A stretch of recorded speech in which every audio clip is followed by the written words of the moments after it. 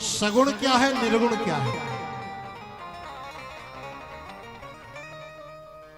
जल का कोई आकार नहीं है क्या?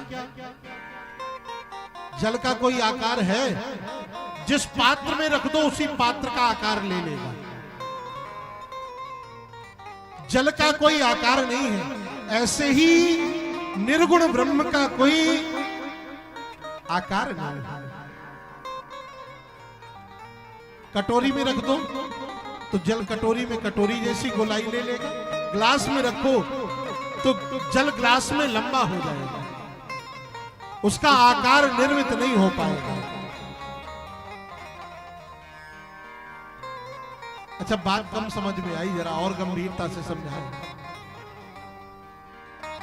हवा को किसी ने देखा है क्या? पर हवा है कि नहीं है? है ना? हवा ना हो तो हम आप ना हो।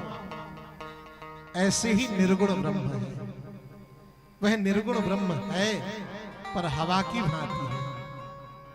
दिखाई तो नहीं देता पर अनुभव में आता है।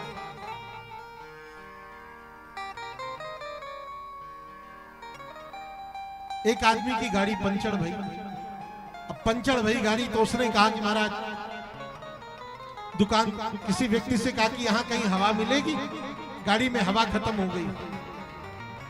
तो व्यक्ति ज्यादा ज्ञानी था, उसने कहा हवा, सब जगह तो हवा है। अरे बोले सब जगह हवा है पर उस हवा से हमारी गाड़ी की हवा थोड़ी बढ़ जाएगी। हाँ, तो दूसरे के पास पहुंचा, बोले भाई यहां कहीं हवा मिलेगी। तो ज्यादा ज्ञानी था, उसने कहा हवा तो तुम्हारे भीतर ही है, यदि हवा ना रहे अंदर तो फिर अपना भी कहता है जल्दी ले चलो नहीं दुर्गंध आएगी। पर वस्तुतः हवा सब जगह है, पर क्या उस हवा से काम चलेगा? उस गाड़ी का पहिया बनेगा? नहीं बनेगा। उस हवा को एक विशेष यंत्र के द्वारा केंद्रित करके और उस गाड़ी के पहिए में छोड़ा गया तो काम बन गया।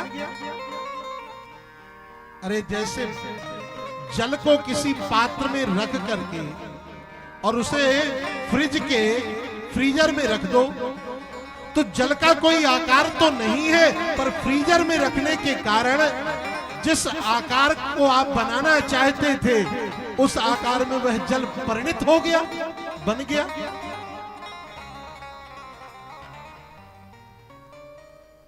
यह है निर्गुण। पर जब उस जल को सगुण साकार बनाना हुआ तो आपने फ्रिज में रखा ना, तो उसका आकार तो बन गया। ऐसे ही निर्गुण ब्रह्म जब आवश्यकता पड़ती है तो सगुण बन करके इस संसार में आता है।